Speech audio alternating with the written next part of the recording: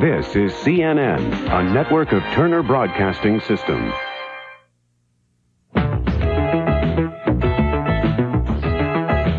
Welcome to Larry King Live. Tonight, violence, slick art, and sadistic sex. Your kids may be reading all about it in the comic books. And prepare to be entranced by the incredible, amazing Kreskin. Now, here's Larry King. Good evening from Washington. She's a sadomasochistic prostitute with a taste for leather. He's depraved and a homicidal maniac. Who are they?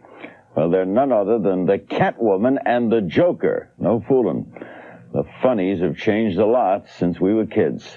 The comic books your kids are reading may contain violence, sex, bondage, and death. Critics say the books are corrupting our youth and should be tightly controlled. Their creators claim the comics are a free form of expression, constitutionally protected.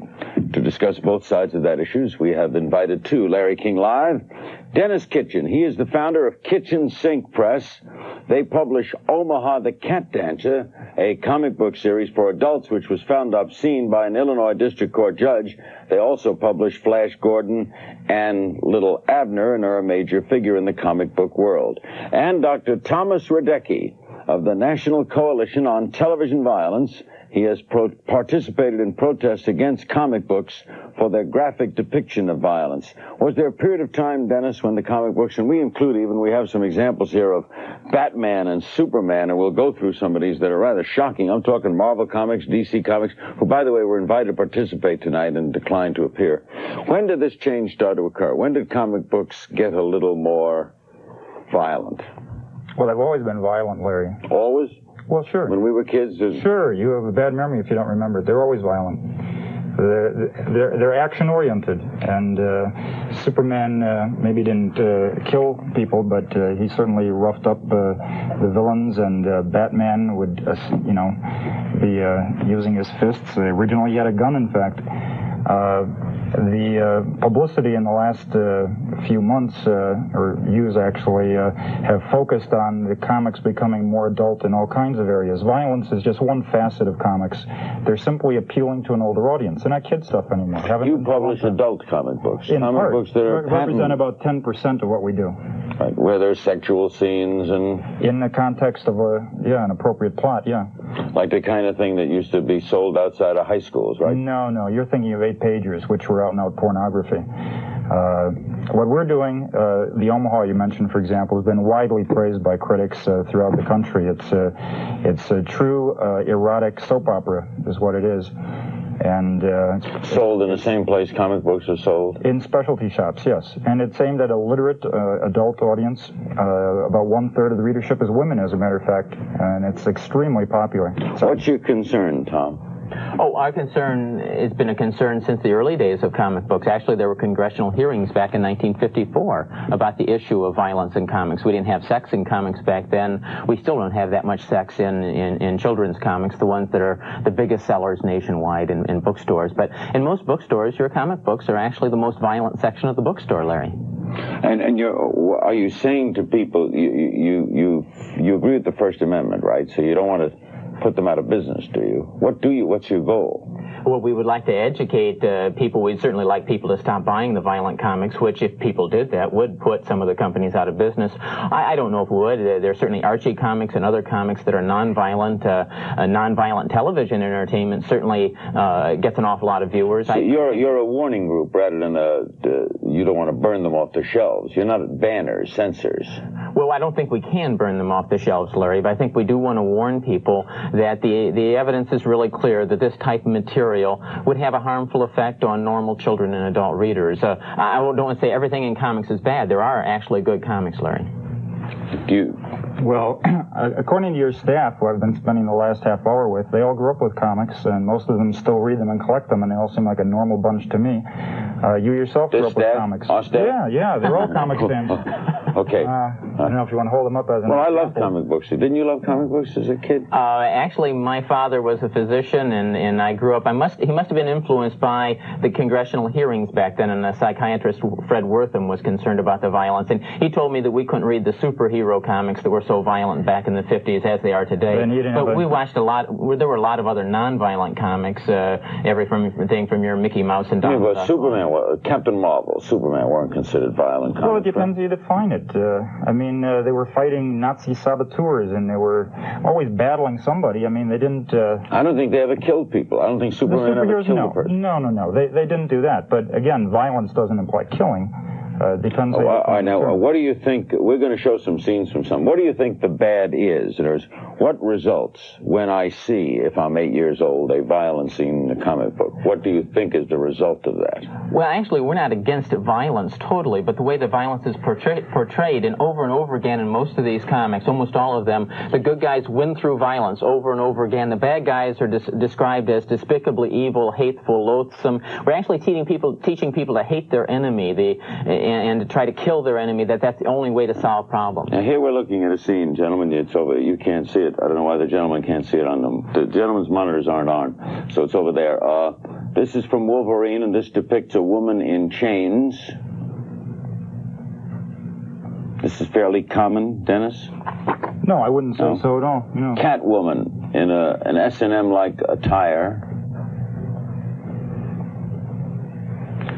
Get ready, folks. Here's Superman with dynamite in the mouth. This is from Batman, knife through someone's head. Batman is Christ. Batman kissing Catwoman. Catwoman scratching Batman. The Punisher, blood in the mouth. The Punisher, knife at the woman. From Omaha, one of your productions, Cats on cover. The cat's on the cover there. From Wolverine, a 3-frame virgin sacrifice. And from Batman, we even have a naked man tied up. Things have changed. Dennis. Well, yeah, they have, Larry, but you have to understand, now these are taken out of context in the sense, yeah. The comic book field has grown in all respects. The comics you've shown, I certainly don't deny exist. However, they are done by the two major publishers, and then, obviously, in their opinion, these are the comics that are going to sell for them. They're in it to make money. There's no question about it. There are an awful lot of other people in the field who are creating comics with well-rounded characters who aren't into sadomasochism and bondage and the things they're showing. That really is the standard comics. That's what's selling across America. When we go out to bookstores, that's what we see. And there are far more violent, I mean, those are very common. Those are normal. Torture scenes are normal and standard. Extreme brutality. We find 50, 100, 150 acts of violence per typical comic book. The average comic book is averaging about that many. I mean, you think that the kid reads a comic book in about 18, 19 minutes. He's getting an awful lot of violence in each comic book he reads. It's really some of the most violent entertainment that's out there. A lot of times it's reflecting and growing out of what's on television. You've got why does it appeal to us? Why do we like comic books? Hey, when I got to the hotel tonight, the doorman told me not to walk the streets alone tonight in Washington, D.C. Now, that's real violence. We're talking violence on paper, which is another thing altogether. We're talking fantasy.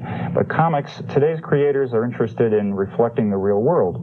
And there's no question there's a lot of violence in the world, and that is one facet of comics. There are an awful lot of other facets, too. These comics don't reflect the real world. They're showing us over and over again that violence is necessary, that violence is the only way to win. The good guys win repeatedly through violence and very frequently killing. These are very brutal and sadistic comics. They don't reflect the real world at all. Do you have anything against the adult comics?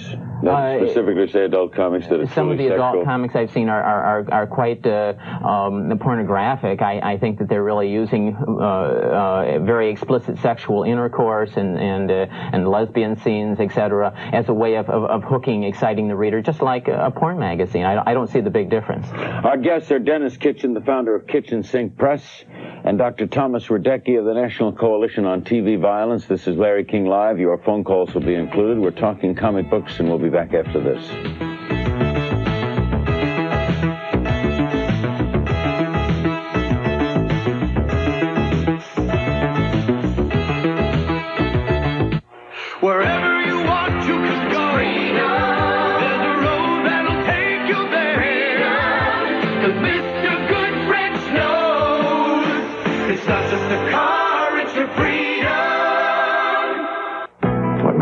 unforgettable. The way she touches. The way she moves. She has to have that tutti frutti beauty. Revlon New Complexion Makeup and Powders. Irresistibly weightless. Great cheekbones. Flawless. Femininity. Glorious. The way she flirts. Created exclusively by us. What makes a woman unforgettable? Her laugh. Unforgettable Revlon. Why a Canon color laser copier? Why a Canon color laser copier? Because only a full-color copy of a full-color original is a copy. The Canon color laser copier. Digital color makes the difference. Call toll-free 1-800-OK-CANON.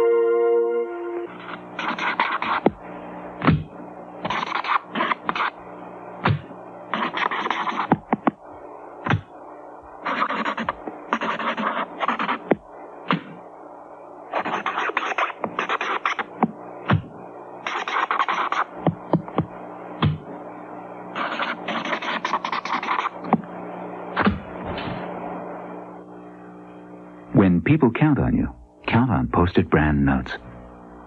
On CNN's Evening News, protection against pregnancy or AIDS? Is sex education losing one of these wars? Tonight, 10 Eastern on CNN. Still to come tonight, the amazing Kreskin. Thursday night, Jim Abbott. He has only one hand. He throws the ball 94 miles an hour for the California Angels. Dennis Kitchen is the founder of Kitchen Sink Press, and Dr. Thomas Radecki is with the National Coalition on TV Violence. What basically are you saying, Tom, is don't think when your kids get down and bring home a bunch of comic books, it's like you think that it's nothing, right? Right. I think a family has to have a basic rule in the house that violence or explicit sexual material is not to be used as a means of entertainment. And primarily, we're not talking about sex here. We're talking about very explicit violence. And whether it's in a book form or on television or a video cassette or a video game, the research is really quite clear that will have a harmful effect on normal children, desensitize them to violence, make it more likely they'll lose their tempers, and even think that violence is the best way to deal with interpersonal and even international problems. Dennis, are you saying there's no conclusive proof between one and the other? I don't think there's been any conclusive studies, but I agree with the good doctor that I would not want my 8-year-old to read some of the extra violent comics. I think it's a parental supervision that's important, as always, when you're dealing with your kids. But you have to understand, when juveniles are looking for forms of entertainment, and comics have always been popular with juveniles as well as adults today, they're going to be looking for things they relate to. And an adolescent boy is going to be interested in this kind of macho images. They're very aggressive at this age, and it's understandable some of these would appeal to them. I personally don't publish comics aiming at that demographic group. Do you condemn DC and Marvel for? I don't condemn them. I think some of their books are inappropriate for children and maybe ought to be marked more clearly, but that's their business decision. Los Angeles, we'll go to your calls. Hello. Hello. Hi. Hello. Hello? Go ahead, you're on. Okay, I'm a cartoonist, Frank Miller, calling from Los Angeles. Hi. Comment on this because we've been dealing with this sort of thing in comics for several years now, first with the evangelists and now with people like Mr. Radecki. I'd like to point out one thing that Mr. Radecki said when you mentioned the word censorship. He said that it was impossible, that they can't censor. I'd like to point out that it's quite possible that there's a modern way that affects almost every kind of media we see. I'd also like to point out what it does. Network standards and practices have made children's television so utterly valueless and pointless that there's no sense of good nor evil, nor even a sense of story most of the time in it. And it's certainly been a way to institutionalize pressure groups. So rather than working on providing good entertainment, our entertainers have instead been just bouncing around trying to second-guess people like Mr. Radecki. So you're saying there is censorship? In effect, yes. Yeah. You want to want to comment, Thomas? That's not censorship. Censorship by the First Amendment is the government intervening ahead of time in banning, for citizens to speak out against violence. That's not a form of censorship. That's a form of democracy. That's a form of moral obligation that we all have to protest the promotion of violence, protest the promotion of rape and brutality. And anybody that doesn't think that that's part of freedom and part of required democratic action, he's trying to censor appropriate democratic action by saying that I have no right to speak out. He does have a right to speak, doesn't he, Frank? I can't hear you. I'm sorry. You have every right to speak out, but it amazes me how many of you people end up getting hired by the people that you speak out against. I don't make any money doing this. It cost me money. I've lost $1,000 today from seeing patients in my psychiatric practice. I'm $1,000 poorer than I would have been to be able to talk to you tonight. Frank, what do you draw?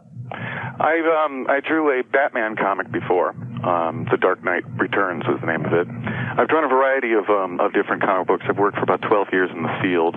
Most of what I've done has been what's generally regarded as the children's comics up until recently. But there's a whole new division that's been developing, and by and large, with some errors, it's mostly pretty much identified by cover graphics and by story content, whether it's for kids or not. The fact is, most of the work I've done in the last 3 years, a child would find very difficult to understand, and that's generally true of most of the stuff that people are complaining about. I know Bob Kane pretty well. He doesn't draw Batman anymore? Oh, no, he hasn't for years. Yeah, he was the first one. He created him. Yeah. Frank's a very respected member of the comics community. And what he's saying is true. A lot of the comics that Frank is doing, even if they contain some violence, they're not going to appeal to kids. They're not accessible to children because they're illiterate comics, and the vocabulary is not going to appeal to them. The sophisticated storytelling techniques are not going to be really appropriate for kids. It's better, kids have Donald Duck comics, Little Lulu comics, and a variety of comics, which a lot of them learn how to read on. Thanks, Frank. We go to Smithville, Texas. Hello. Hello, Larry. I think Dr. Radecki's full of hot air. I'm 31 years old, and I've been reading comics since I was a kid, and I have no desire to go out and rape and kill. And besides that, a lot of the modern comics that are written today are designed for adults, and most of them are bought by readers over 18. I go into a local comic shop, and I very seldom see any children come in there. It's mostly students and adults. So I think that he's just wrong, and this is the same thing that Dr. Wortham in the 50s was coming up with, and I think he was wrong too, and I think Radecki's just as wrong also.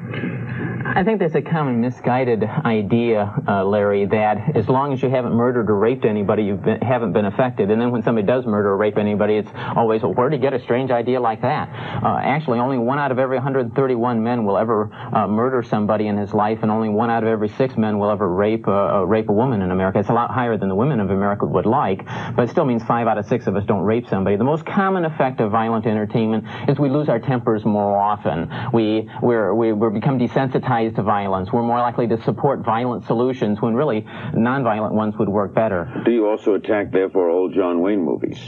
We find fault with old John Wayne movies. The vast majority of them, John Wayne wasn't always a bad guy. He tried to support peace with Panama and work out a treaty with Panama.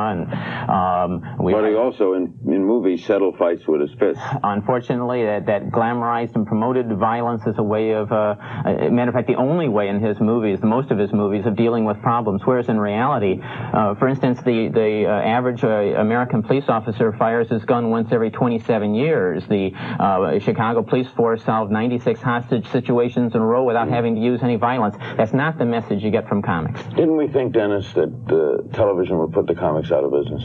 Oh, sure. That argument was made, and there's no question there was a lull in comics when TV first started. They compete for dollars and energy and time. But how many comic books are sold every month in America? Do we know? I don't have those figures, but it's been described as a $300 million a year industry.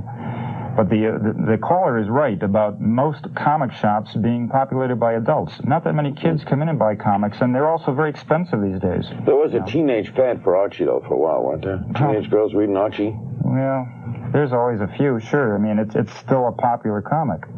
We'll be right back with Dennis Kitchen and Thomas Radecki and more of your phone calls. Then the amazing Kreskin. This is Larry King Live. Don't go away.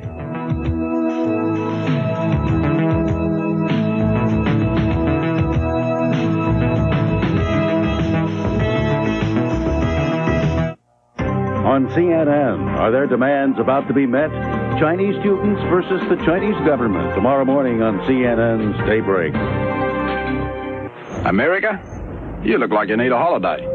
A fair dinkum holiday. In the land of wonder. The land down under. Now, there's a few things I got to warn you about. Firstly, you're going to get wet. Because the place is surrounded by water. Oh, and you're going to have to learn to say good day. Because every day's a good day in Australia. G'day, Paul. G'day, love. Of course, you'll have to get used to some of the local customs, like getting a suntan at a restaurant, playing football without a helmet, and calling everyone mate. Thanks, mate. She's right, mate. Apart from that, no worries. You'll have the time of your life in Australia. Of course, we talk the same language. Although you lot do have a funny accent. Oh, before you rush out to book your Aussie holiday, call this toll-free number for your free Aussie holiday book. Come on. Come and say good day. I'll slip an extra shrimp on the barbie for you. Come and say